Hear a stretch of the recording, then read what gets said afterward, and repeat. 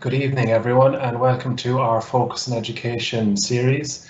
In tonight's session, we'll be looking at the BA in Early Childhood Care and Education, and our speaker will be Dr. Lisha O'Sullivan, who's head of the Department of Reflective Pedagogy and Early Childhood Studies here at Mary Immaculate College.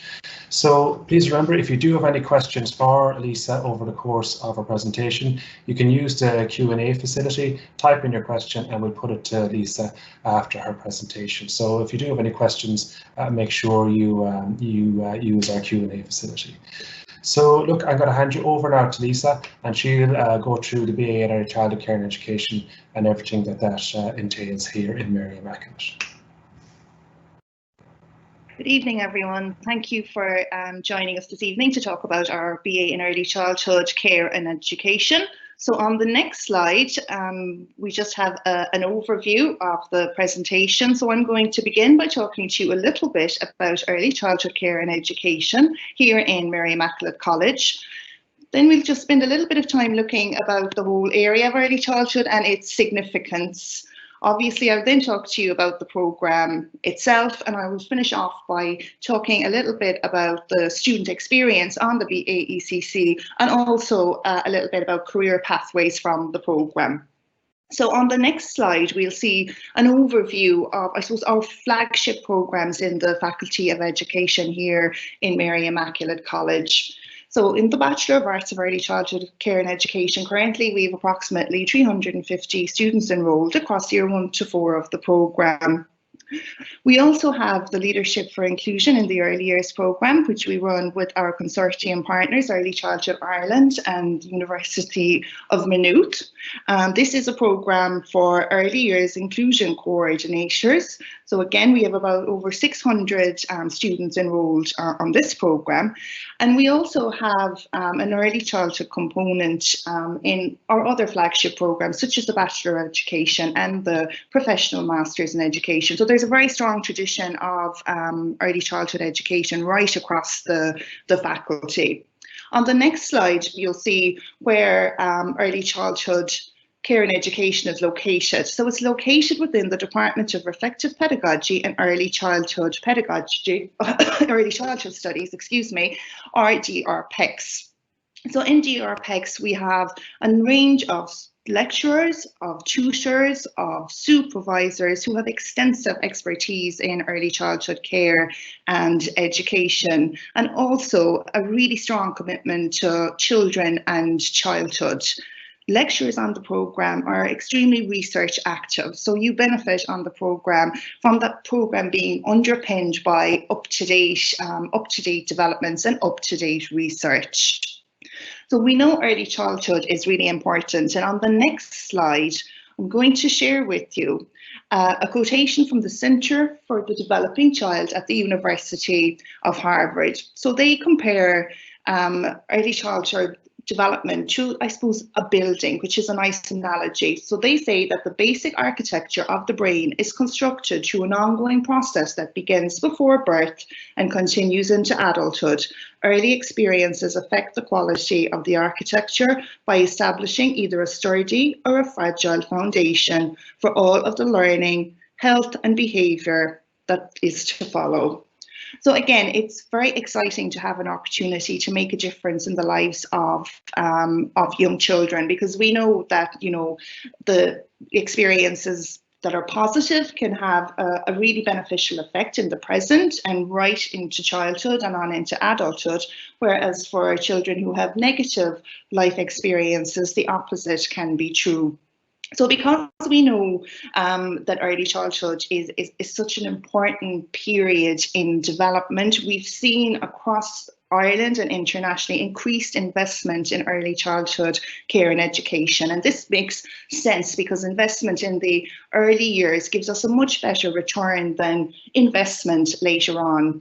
There's also a social justice argument that if the early years are so important, then we all have a collective responsibility to ensure that each and every child has an optimal early childhood experience and an optimal foundation for lifelong well-being, learning and development.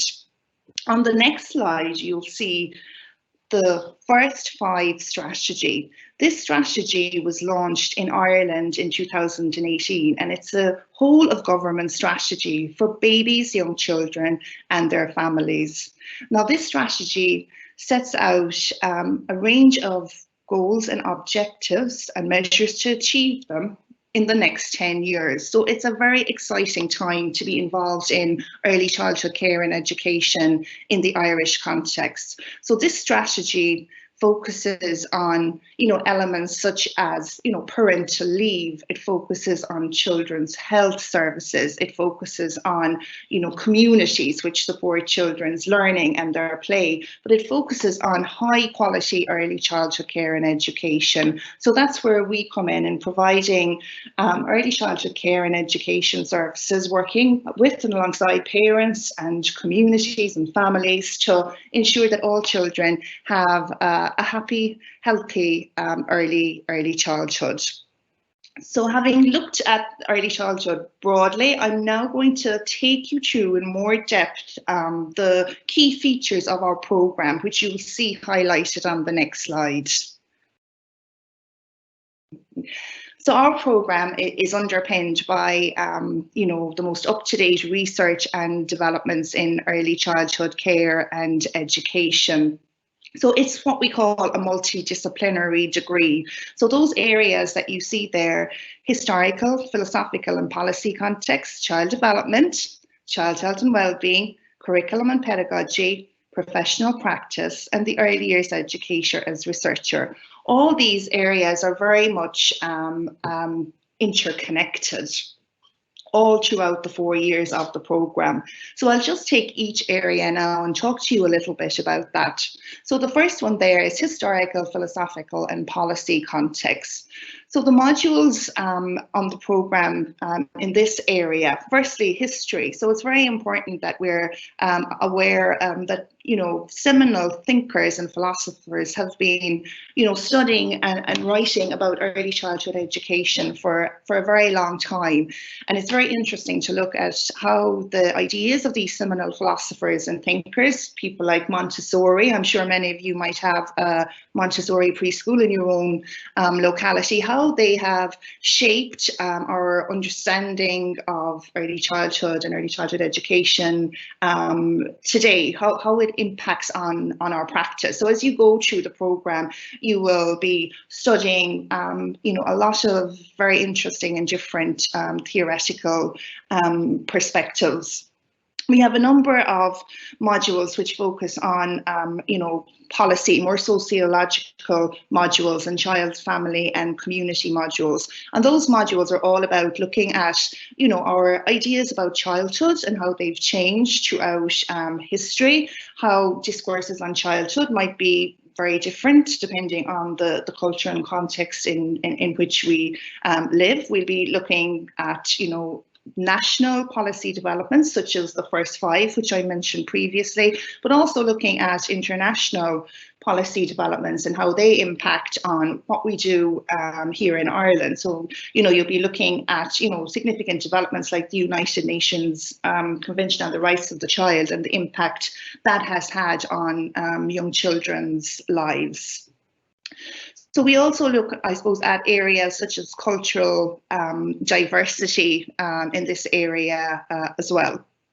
So the next one there is child development. So it's very important if you're teaching young children that we have a very good understanding of, I suppose, how they learn and develop. So your child development and psychology modules will be tracing development right back from conception throughout the early years. So again, you'll be looking at key changes in children's development. You'll be looking at key child development theories, how they're similar, how they're different, and of course, how you can apply them in practice. So across all your modules, there will be a focus on that as to how you can use the theories and your understanding of them to enhance your own practice with children and families and communities all the time. So we also have a number of modules which focus on children's language development, because we know language development is really important for overall development, and the early years is just a time of such rapid development in that area.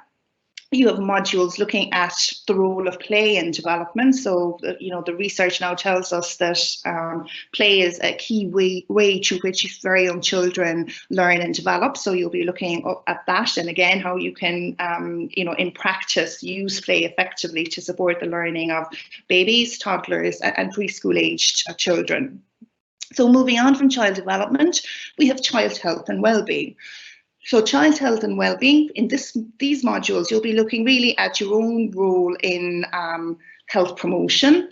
You'll be looking at, again, how do we create safe and healthy environments for children. You'll be looking at, I suppose, emotional well-being, which we know is really important, but also physical well-being. So you'll be looking at things like chronic childhood illnesses, things like diabetes and asthma. You will be looking at things like accident prevention. And of course, something that's really relevant at the moment is looking at, at infections and infection control when working with very young children in early childhood settings. So the next strand there is curriculum and pedagogy.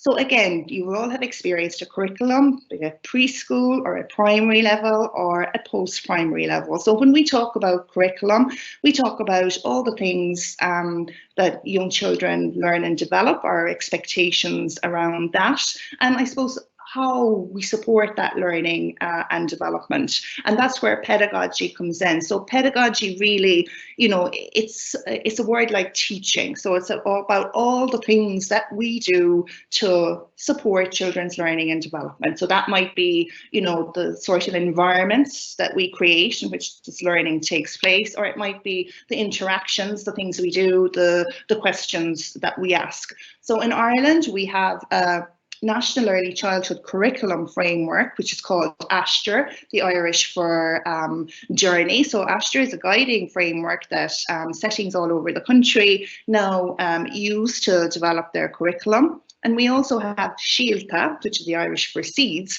which is our national quality framework. So SHIELTA supports early childhood educators in, developing programs for young children that are of a really high quality, because the higher the quality, the better the outcomes for children attending programs.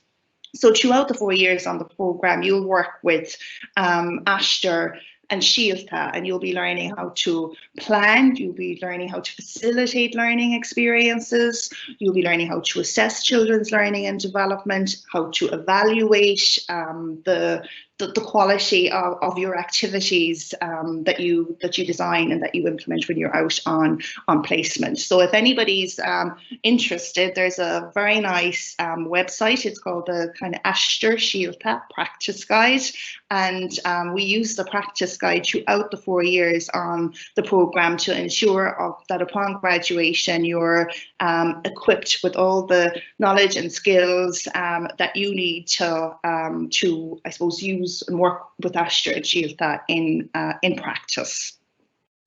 So the next one there is professional practice, which I'm going to return to in a minute, because I think we have that on our next slide. But before we go on to the next slide, just that final one there is the early childhood early years educator as researcher. So as I mentioned before, students in Mary Immaculate College are very lucky in that faculty involved in early childhood care and education are highly research active. So all the time, lecturers are supplementing what they're doing with their own research. You'll be using research a lot yourself as you work through various modules and assignments. But it's also important that throughout the 4 years of the program that our students come to see themselves as researchers.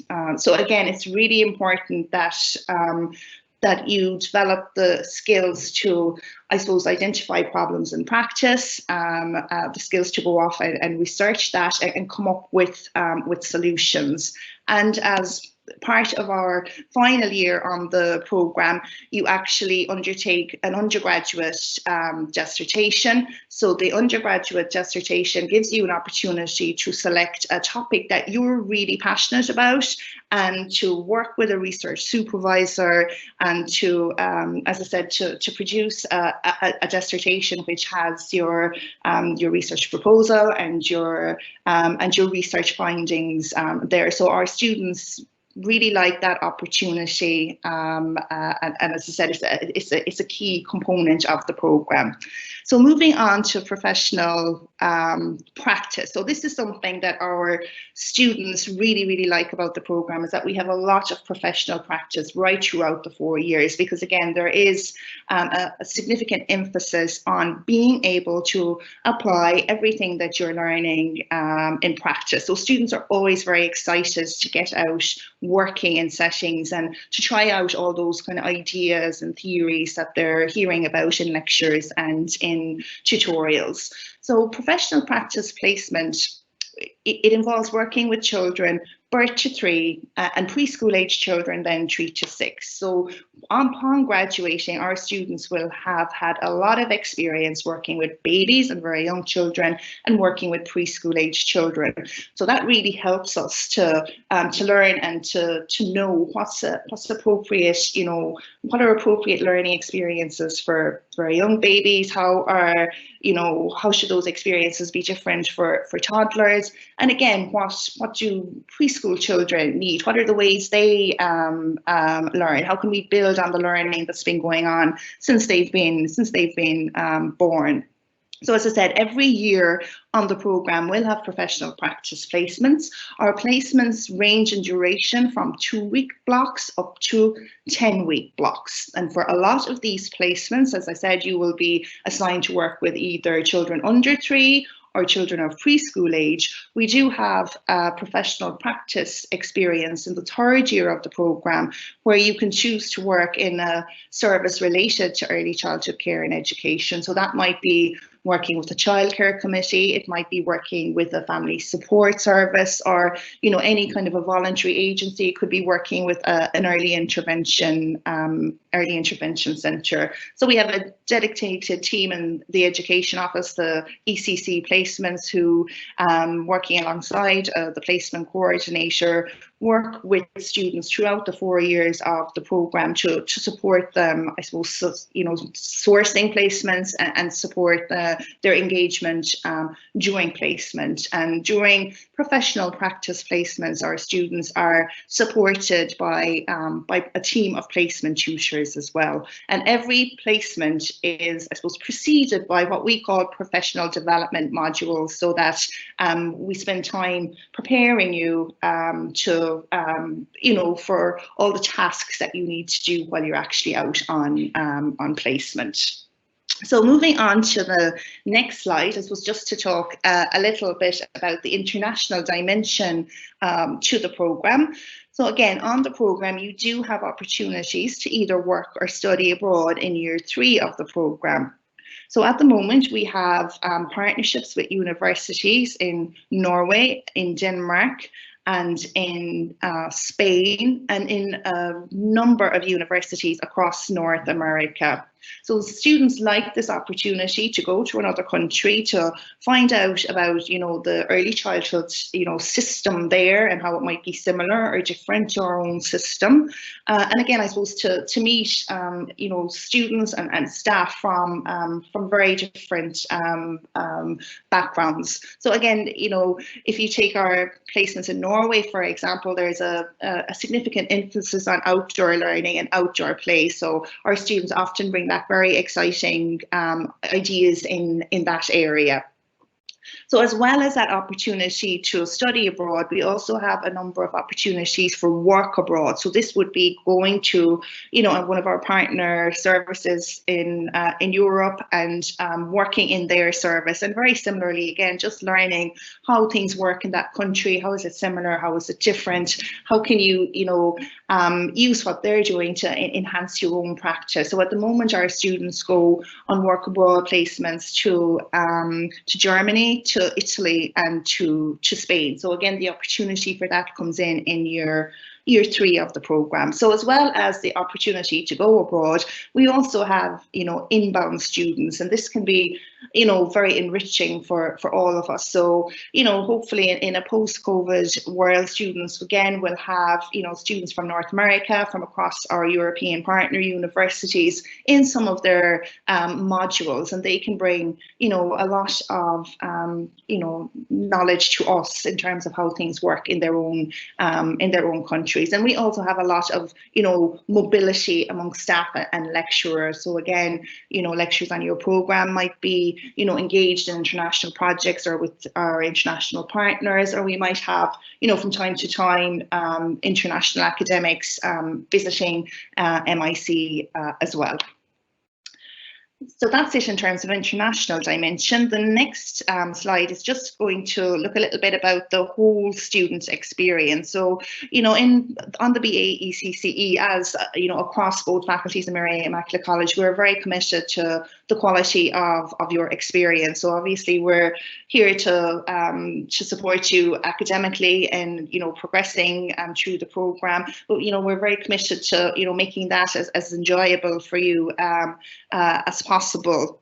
But there are a lot of things going on. I'm sure you've seen on the website, or maybe attended other talks about all the wonderful clubs and societies that we have here in Mary Immaculate College. We're very fortunate in that we have a fantastic team of lecturing staff, but we also have wonderful staff across professional services, which are here to help out in whatever way you might need. We try to to celebrate your successes and your achievements. So down on the left-hand corner of the screen there, you'll see an image of Cooped, the Research Digest, which is a publication where our undergraduate students can publish their research, or publish the findings from their undergraduate dissertation. You see over at the bottom there on the right is a photograph from a conference that the Department of Reflective Pedagogy was recently involved with on play and children's voice. So again, from time to time, we have events like conferences where we encourage students to get involved. And I suppose just to all the time, to become as much a part of the MIC community as you can. So I suppose the last slide there is just looking briefly at pathways from the program. So I'm a graduate of an early childhood degree program myself, and I suppose I've always felt very fortunate that it gave me an awful lot of opportunities since graduating a very long time ago at this stage. So obviously a lot of our graduates will go into work in early childhood care and education settings. So they might go in there with experience as room leaders, as managers, and some students might go on to open up their own centre as owner managers. So that's obviously a key area where our students find employment. With experience, our students also find working with, for example, the Department of Education and Skills Inspectorate. They can find working with organisations such as Better Start as early years specialists. Our students can work in, voluntary organisations. They can work in family support centres. Working in early intervention is a path a lot of our students choose to go down. Obviously, some of our students as well will be interested in the research side of things, and many pursue a career in academia, working perhaps as placement supervisors, as tutors, and of course as lecturers. So there are a lot of options in terms of employment, having graduated from the program. And I think what our students usually find is that as they move through the program, they'll become very interested in certain areas. So that might be the curriculum and pedagogy side of it. It might be more the policy side of it, or it might be the child health and well-being. And of course, all the experience that you have on placement throughout the program helps students to decide what sort of a path they want to follow upon graduating. So a lot of our students as well will obviously, in a world of lifelong learning, return to further studies. So we would have students who would go on to study on the Professional Masters of Education and Primary Teaching. We have students who work in allied health, go on to study allied health disciplines such as occupational therapy or speech and language therapy. Our students often go on to study in areas such as play therapy, again, health promotion, early intervention. So there are a lot of options available in terms of further study as well upon graduating from the programme. So that concludes the kind of overview of the kind of, I suppose, main elements of the programme. So I hope that you found that useful, and thank you very much for listening. So I think Pat is going to come on with me now to have a conversation in case anybody has any questions that you like. Lisa, yeah. Sorry about that. I'm here now. So thanks very much, Lisa. That was a very informative presentation there. We have a number of questions that we might put to you now, if that's okay. And anyone, if you do have any questions, please do use the Q&A facility. Just type them in and put them to Lisa, and we will be able to get an answer to your question. So first one, Lisa, would you be able to do an SNA after the 4 years on this course? Yeah, well, a number of our graduates do work as SNAs. I suppose the programme is, it's a degree in early childhood care and education rather than a programme that's specifically focused on training for SNAs. Of course, inclusion is a core aspect running across the programme, and we do have a module on including children with special needs in the early years.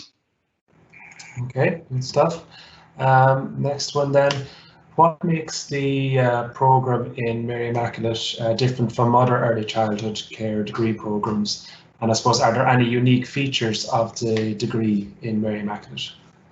Yeah, well, I suppose, again, tradition, back in 2017, we celebrated 10 years of graduates. So we've been providing the BA and ECC for a long time. At this stage, we regularly, I suppose, review our programme and update our programme just again to ensure that it's, that it remains, as I said, current and up to date. I suppose I've spoken, during the presentation about the fantastic staff on the, programme who have such expertise and again such commitment to early childhood, and again, very research active. So I think our students really benefit from that knowledge and expertise. I think, again, the programme, the placement is key, and we have built, relationships with, early childhood care and education settings, across Limerick and more nationally. So again, we have a very good reputation out there, and students have, wonderful opportunities on placement. Again, I suppose just the support, be it the support for placement, be it the kind of academic support. Again, we have a fantastic library, which has, wonderful resources for our students, and again, I suppose our connections with I suppose other academic institutions, both nationally and internationally, and with a range of agencies working with or for children and families as well. I think all of that really enriches the experience on the programme. Okay, you probably went through a little bit of it already, Lisa, but would you just maybe talk a little bit more about the kind of modules that students study on the programme over the course of the 4 years? Yeah, so I suppose, again, those kind of 6 kind of key areas that I highlighted there earlier are the kind of strands that permeate the programme. So, again, if I was to take maybe one area, it might be the kind of, we have a number of modules that are all about sociology and child, family, and community. So, there again, you might have an introductory module, and then you might be coming back later on in the program to take a more advanced module. It's the same maybe with child health and well-being. We have 2 modules there. So the first one is very much a foundation module, and the second one builds on that.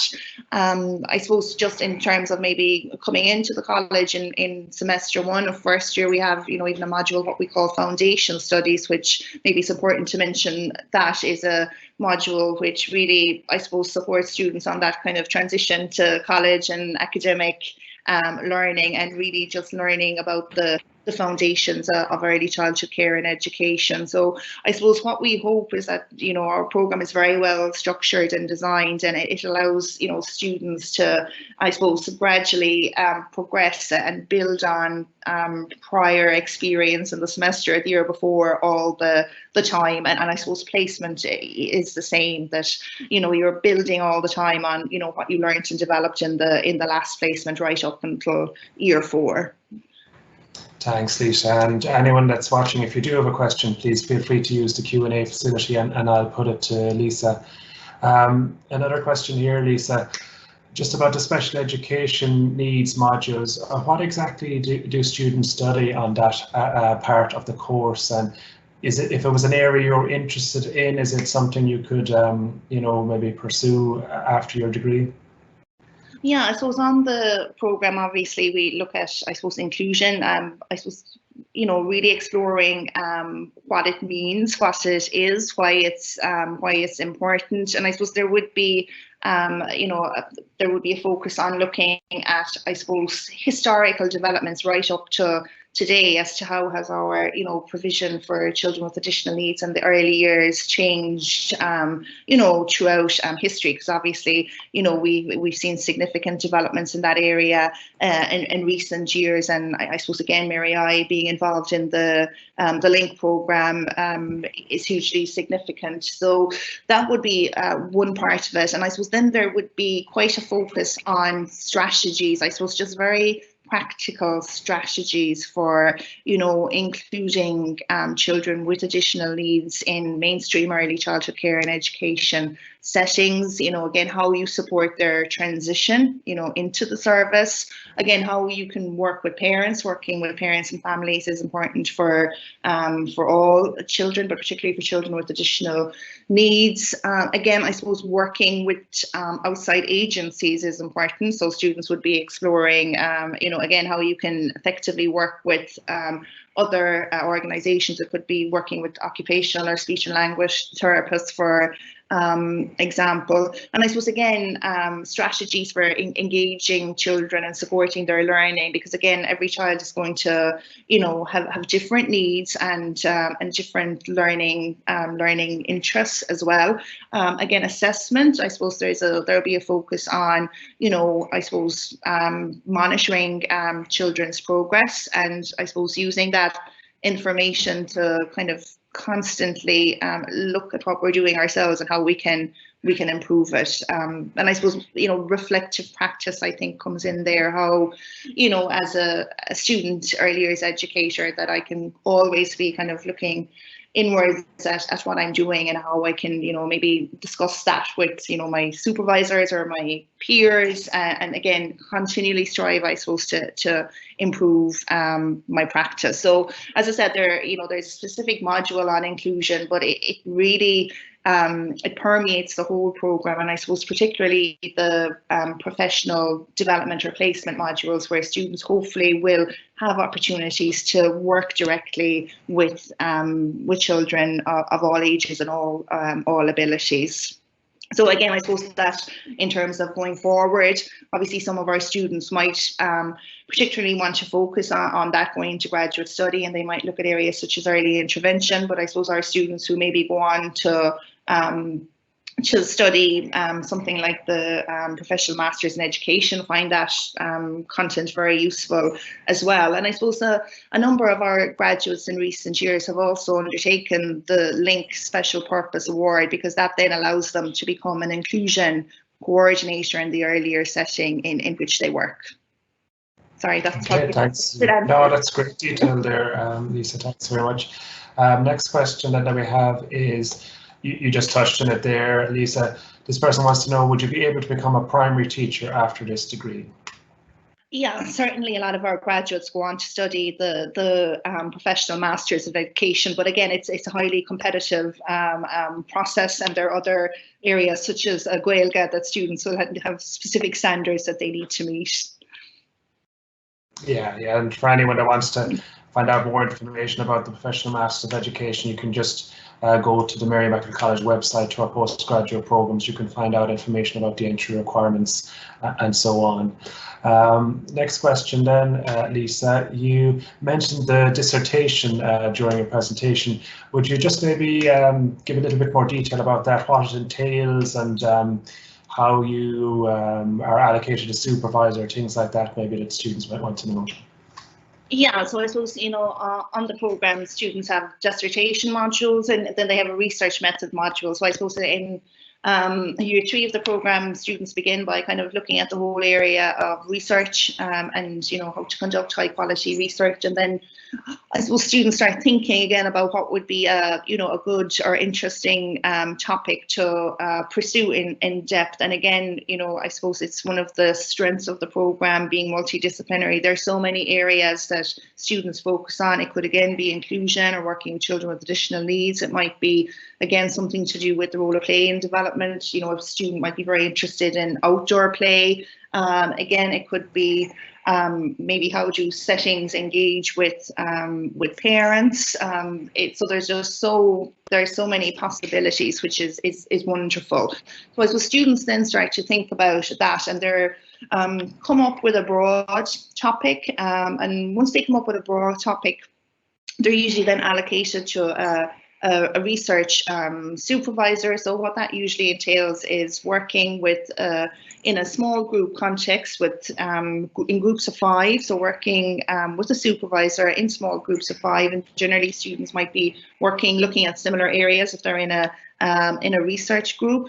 And I suppose then throughout the year 4 of the program, students are building, I suppose, a research proposal. They're preparing those proposals and application forms, and then I suppose it culminates in a dissertation document, which can be 8,000 to 10,000 words, where I suppose again students demonstrate that they kind of do a lot of background reading on the topic they're interested in, that they highlight a kind of a question that's relevant and interesting to answer, that they go off and answer that, and that might be doing a desk-based study and doing research on studies which have already been undertaken, or it could be engaging with participants. So it might be conducting interviews maybe with junior, senior infant teachers, or with early years educators.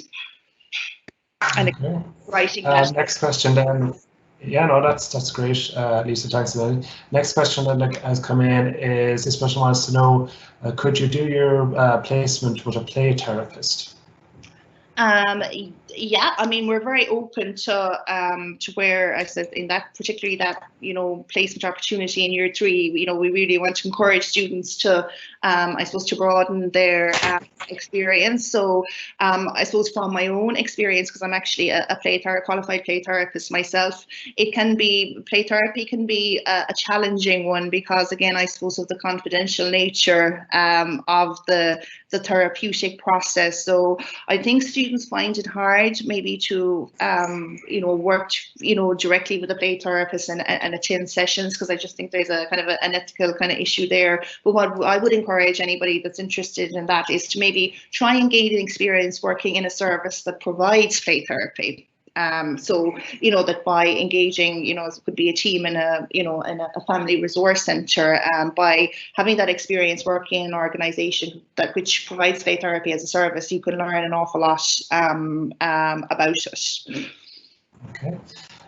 Next question then that has come in is from Aisling, and she wants to know, would I be able to get placement in a primary school in an infant classroom? Yeah, that placement that I've spoken about in year 3, that would be the one where you can kind of broaden out your experience, and I think that would be, you know, very legitimate, because again, our program, you know, covers children from birth to 6, and some of those children, as we know, will be in the junior and senior infant classroom, and of course, you know, throughout the program we'll be looking at the, you know, the primary school curriculum as well, and transition from preschool to primary school. So yeah, I think it would be very valuable, and you know, in the past, you know, we always do have students who take that option to work in junior and senior infants when they have an alternative option. Okay, and anyone that's listening, please do type in your question on the Q&A, and I'll put it to Lisa. Next question that we have, Lisa, this person wants to know, would I have the option to study Irish in the course to work in a NEMRA? Yeah, at the moment, we don't have Gaeilge as a core module or subject on the programme, but obviously there is a very strong commitment to Gaeilge here in the MIC community. So there are, you know, options for students to get involved in initiatives in the college, which can help them to, I suppose, keep up their Irish as they go through the program. So whereas it's not, as I said, a component of the program per se, there are a lot of opportunities to for students to engage in Gaeilge and keep that up throughout the 4 years, which some of our students are very keen to do. Yeah. Another question then on placement. You might just talk generally about what exactly a placement consists of, Lisa, and I suppose this person here wants to know as well, can they pick their placement at home, or will I get placed in Limerick?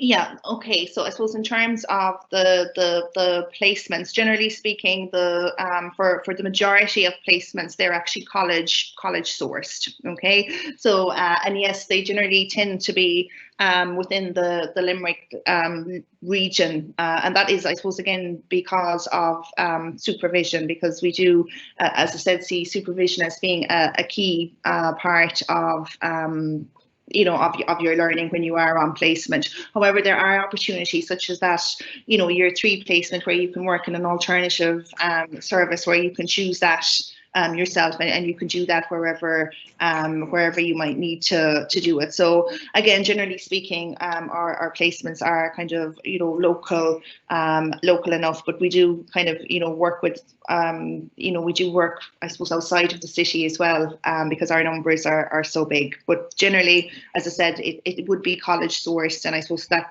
something that students kind of tend to find beneficial, is having support in finding those placements. So, I mean, yeah, I know you asked me to say a little bit more about it, Pat. I mean, I suppose, again, just the idea that they range in blocks from, you know, 2 weeks to 10 weeks. So again, I suppose you're going out every day. You'll have, as I said, a college-based supervisor, but you'll also have, I suppose, staff in the, you know, in the service that you're working, supporting you as well. Or, you know, for every placement module, you will have a specific kind of set of tasks that you need to complete. And I suppose in every placement, our students complete what we call a professional development portfolio, which is really where you're kind of logging all the wonderful activities that you're doing. You're reflecting on your own development as an early childhood educator, you know, again, things that work well, things that don't work well, things that you might change if you were going to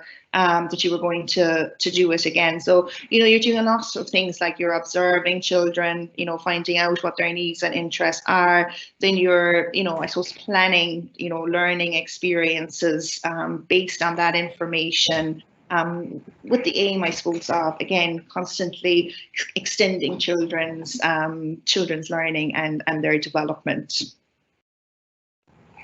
Okay, great answer, Lisa. Next question in there, this person wants to know, what are the colleges in America? You might even just say a little bit there about just the study abroad opportunities, Lisa, while you have the opportunity.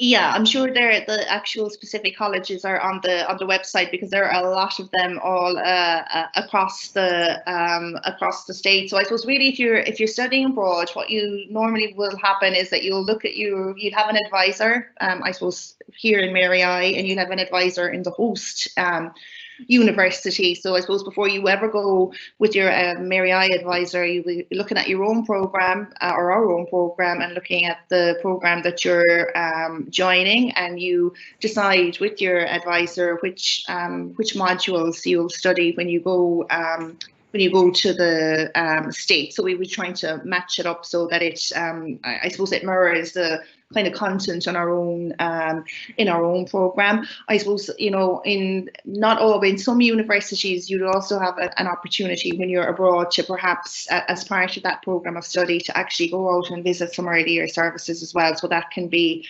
quite an interesting opportunity. So I suppose then you go and you have your suite of modules. So you undertake your academic program, but of course, obviously, it is a holistic experience. And when you are in one of our partner universities, it will be, there'll be a program for international students, which allow you get involved in the in the culture of the university and the broader country as well. So our students really enjoy that opportunity. I suppose even, if you are in America, getting to travel, maybe within states or between states. And as I said, that's even the same in Europe, because even if we have students who are in placement in Norway or, Denmark, they kind of use that opportunity, outside of college to kind of travel around and, just get to broaden their experience.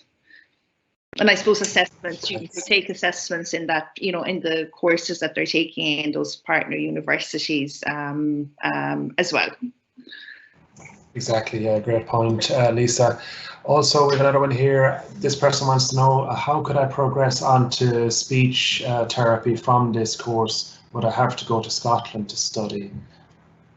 No, there are graduate programs in Ireland at the moment, so it's interesting to I suppose to look that one up. I'm not so sure. I think the University of Limerick may have provision in this area. So again, I suppose the important thing is to look at the colleges that provide graduate programs in speech and language therapy, and I suppose to look at what the criteria are. So as I said, I know a number of our graduates, even from last year, have gone on to study speech and language therapy and occupational therapy, both in Ireland and in the United Kingdom. But I suppose what's probably important is to look at maybe what the criteria is in terms of the degree. So it will often maybe say you have to have, a certain level achieved in your degree for entry to graduate programs. Okay, we have another question in. Now, this person wants to know, do you need strong Irish for this course? No, you don't. We don't. As I said, Irish is not a core component of our programme at all, even though, as I said, for students who are interested in Gaeilge, there are plenty of opportunities to keep that up. There's another one here now, unless you can look into your crystal ball. I don't think you'll know this, Lisa. This person wants to know how many points are needed for the Leaving Cert in 2021. So I don't think we know that. We can't really predict that as a moment until the CEO puts it out during the summer. Another person that wants to know, are there many assignments to do in it? So you might just even talk a little bit about assessment in general on the programme there, Lisa. Yeah, that's a very good question. So I suppose, again, we're very committed to having a broad range of assessment across the 4 years of the programme. So, again, every semester and every year you will have different types of assessments. So, of course, there are, traditional end of semester examinations, but we use a lot of, I suppose, coursework. Students might engage in, maybe making a presentation. Again, some of our modules, we have modules, including creative music and creative arts in the early years. So again, the assessments there would be very practical, and students might be, actually constructing or making something particular. Obviously, our placement modules, you're assessed by a supervisor who visits you on site, and also through professional development portfolio. Some of the assessments might be reflective activities, and I suppose again maybe one thing that's important is that balance between maybe individual assessments and collaborative assessments. So while some of your assessments will be individual assessments, we also like to build in opportunities for you to work together in pairs or in small groups. So every, as I said, semester you should have a balance of different modes of assessment, because we know that there are many ways that we can represent all that we're thinking and that we're learning. Okay. Another question here.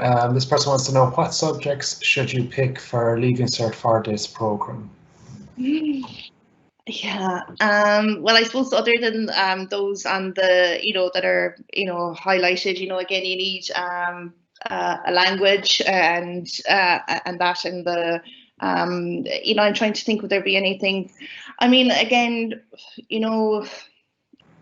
it depends on, I know some students will say maybe a subject like home economics can be, helpful, because you look, I suppose more at the science side of it. Again, if you're looking at science subjects, there might be a link between, biology and child development and child health and well-being. But to be honest, there's no, I think, specific subject that I would kind of highlight other than that would be particularly useful in this instance. Okay, just another question for you, Lisa, there. Would it be necessary to have experience of working with young children before applying for the programme? Or would you advise someone that they should be comfortable working with children, or is that something that they need to be concerned about? Yeah, no, I wouldn't be concerned about it, because I suppose our program is designed, you're coming to learn. So, we provide all those kind of opportunities and experiences when you actually come on the program. Of course, if people are very interested in the program, you can never have enough experience. So of course, opportunities to interact with young children and find out what their interests are and what they respond well to and maybe what they don't respond too well to. Of course, that's useful, but it's certainly not a prerequisite, and I wouldn't let it turn anybody off if they haven't maybe had a lot of experience of young children, because as I said, the program is designed to give you the experiences that you need to become an expert in early childhood care and education. Okay, so don't let that put you off, maybe, I suppose, is the thing to keep in mind. We have another question then. This person wants to know, how many DARE places would there be in this course? Now, I think that just you probably know this as well, Lisa, but I think for all of our programs in Mary Immaculate, we take students on the HERE scheme and the DARE scheme. So the DARE scheme is for students with disabilities. So it's usually up to 5% of the places available can be allocated to HERE and DARE applicants on all of our programs. So you would have HERE and DARE applicants on the program every year, Lisa, wouldn't you? Yeah, we would. Yes, and we welcome those. Exactly, yeah, many of them have gone to be very successful. Couple of more questions then. I suppose in terms of employment for graduates, Lisa, where have students found employment traditionally after the program? So again, as I said earlier, students would obviously go on to work in early childhood care and education settings. With experience, they take up roles as room leaders, centre managers, and perhaps go on to even own their own setting as and act as an owner manager. So that's obviously the main route in which our students would go down. down. I suppose other routes would be, again, working maybe in early intervention, working with, family resource centres, working with a range of voluntary agencies as well.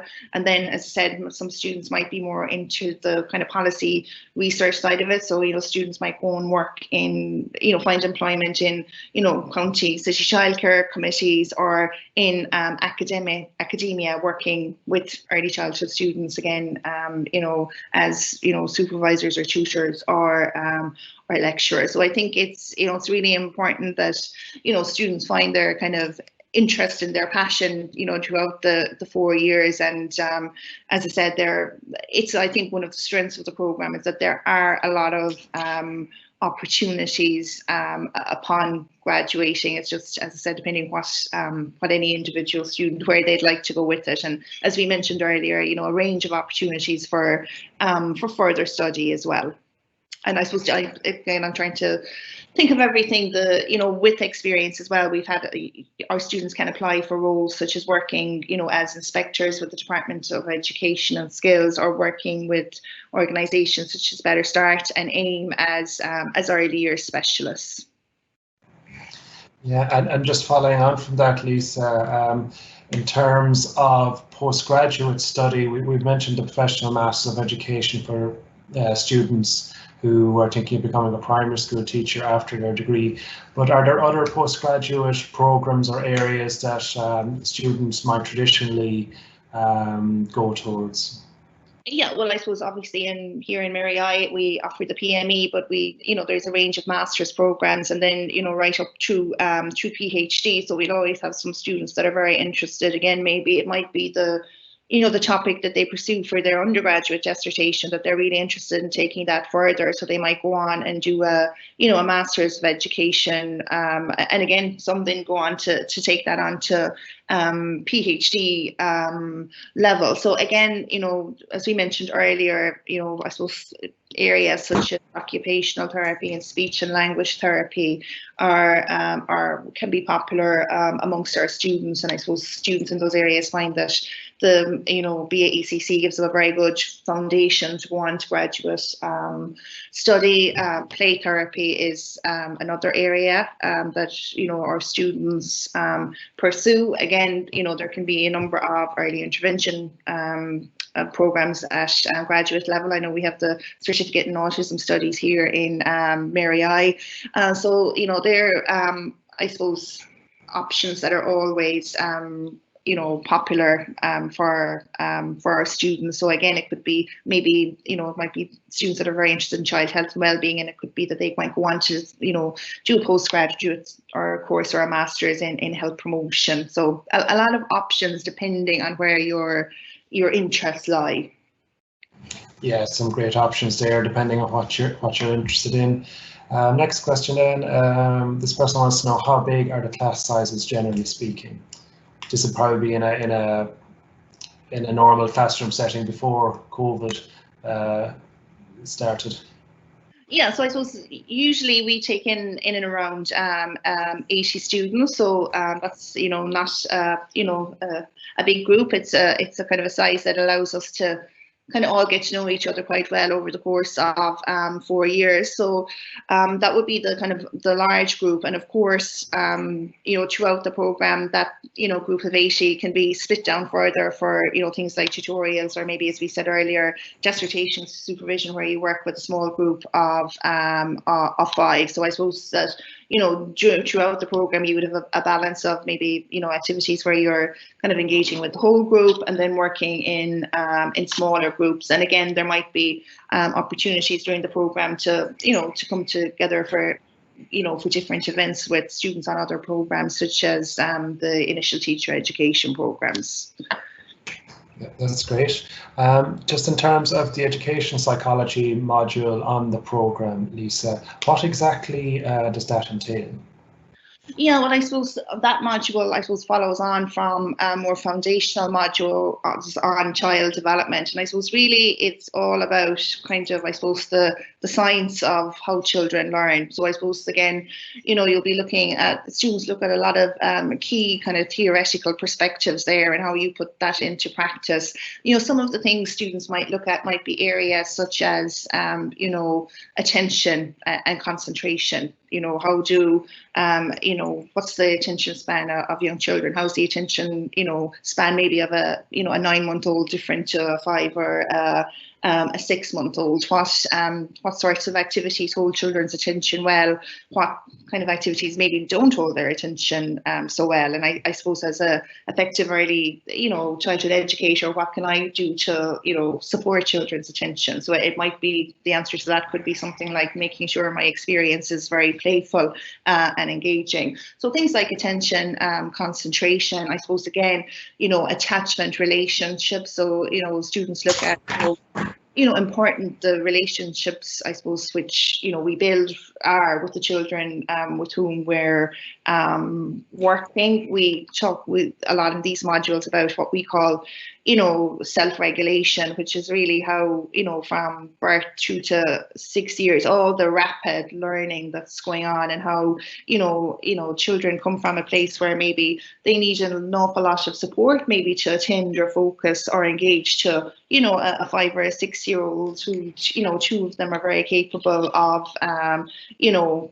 concentrating very, very deeply on something with maybe less teacher support. So it's a very interesting and exciting module, and again, one that's, I suppose, very much linked to placement as well, where you kind of are learning, tips and strategies to engage children in a way that kind of is responsive to how they learn and what they're interested in.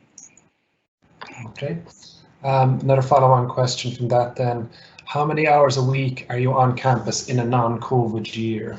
Non-COVID year, it's hard to remember. You've forgotten what they're like at this stage, I think, have you?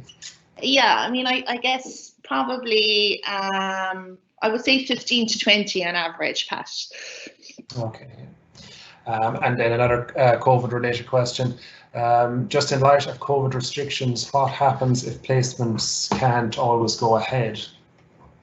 Yeah, and I mean, this is a very real issue that we're dealing with since March. So I suppose, while across the programs in Mary I, we're very committed to supporting work-based learning where that's feasible. Obviously, it's not always feasible. So I suppose where placements are not feasible, we do, I suppose, alternative path, and I suppose that's where we put together a program which tries to kind of mirror the placement experience as much as possible, and where students can in an alternative way continue, I suppose, to work towards the learning outcomes for particular placements or particular programs. Okay, next question then. If you didn't get the points, are there further education entry routes or QQI routes into the program? Yeah, there are. So I suppose every year we take applicants from students who have completed VTech level 5. Obviously, anyone that's interested can look up the website, and there's more specific detail there on the the modules and the distinctions. But students with VTech level 5 can apply to come into year 1 of the program, and then students with VTech level 6 can apply for direct entry into year 2 of the program. Okay. Next question then is this person wants to know, are you qualified to work as a Montessori after completing the program? Yeah, so I suppose, again, while it's a bit like the SNA question, whereas our degree isn't a specific degree in Montessori education, obviously we look at various different models of early childhood curricula nationally and internationally. So we do look at Montessori in quite a bit of detail on the program, but it's not it's not a specific Montessori qualification. So of course some of our graduates do go on to work in Montessori settings, and I suppose use a lot of Montessori philosophy in practice, but it's not, as I said, it's a BA in early childhood care and education rather than a degree in Montessori education in particular. Okay, next question then. This person wants to know, are there many mature students on the program? Yeah, we always, I suppose, again, because of having those entry from the QQI programs, we always have, I think in every year group we will have mature students, and they're very valuable members of our early childhood community. So again, our student cohort is quite diverse, and again welcoming of everyone, no matter where they are at in their learning journey. Yeah, great to know that there's so many opportunities there for QQI applicants and mature students. Next question then, this person wants to know, are there many male students on the program, and would you encourage male students to do the early childhood program? Yeah, I mean, we do have male students on the program, and we've seen a kind of a positive increase in that in recent years. So yes, I would certainly encourage males, potential male applicants to come ahead and apply for the BA ECCE. I suppose again we it's important, I think, that both in the program that we have diversity, and again I think the research will tell us that for working in the early years, diversity is important as well. So whereas at the moment it does tend to obviously veer in having more female students than male students, we are seeing increasing numbers of male students, and we really hope that will continue that trend. Yeah, great point, Lisa. I think it's very important just for male students, not to be discouraged or think that it's not an area you can do a degree in. It's definitely something that you can consider. Next question then, do you think there'll be more job opportunities and improved pay in the whole early childhood sector in the coming years? Yeah, we're very hopeful of that. I suppose, again, going back to First Five, which I mentioned earlier, I suppose there's a very strong commitment there to raising quality, and I suppose achieving a graduate-led workforce, and there's a lot of work going on at the moment, in terms of the workforce development plan, in looking at I suppose the qualifications, pay conditions, and all of that, and it's a very, very important area, and something that's very important in terms of retaining graduates in the workplace. So yes, I think that we would hopefully see a lot of progress in the next couple of years in that area, and it will be very, very welcome. Okay, yeah, that's good. Some good points there. If we've no further questions, then I might just put a final one to you, Lisa. Just, I suppose, what advice would you give to a first-year student that's starting the BA in early childhood care in Mary Immaculate? Oh, I could give a lot of advice. I'll try and come up with some. Yeah, I suppose maybe the first thing is that, in the early years, we talk a lot about transitions into preschool, and then transitions from preschool to primary school. But I think that transition from, post-primary to third level, I remember it well myself. It's, it's a very exciting time, but, maybe a time that we might feel a bit apprehensive as well. So, I suppose, what I would say is that there are, so many supports there. I mean, our faculty staff are very approachable and very supportive. So I think communicate is key. That if you ever have a problem or a question, there is always someone there to answer it. Maybe the first person you contact mightn't be that person, but they'll be able to put you in touch with the person. So I think to use the supports that are here. I mean, as I said earlier, I suppose to get involved. I suppose, again, Mary I has wonderful opportunities, wonderful clubs, societies, and and to, you know, as well as focusing on your kind of academic program, to try and become as much a part of the MIC community as you possibly can. So it'll be some of my key things, I suppose, just to not be overwhelmed by it, to you know, I suppose to plan. You know, it's probably a different way of learning. I think you'll have a lot of information, you know, if you come onto the program about, you know, how your semester, you know, plays out. And, you know, I suppose, again, that just, you know, taking, I suppose, looking at it from week 1 right through the 12 weeks of the semester, and just, you know, being organised. And as I said, you know, there's plenty of people to support, you know, support particularly first years with all of that. Yeah, I think there's some great points that you've made there, Lisa. I suppose the main thing, I suppose, really is just, you know, get involved. And I suppose it's an area, there's an awful lot of supports available in the college, particularly for students starting out in first year. And it's an area, the whole area of making that transition from secondary school to third level is an area the college has been particularly strong in recent years. So I think that brings this session to a conclusion. I'd just like to thank Lisa there for a great presentation and for answering all those questions. I think you might need a bit of a rest after that. You've been answering them for quite a length of time.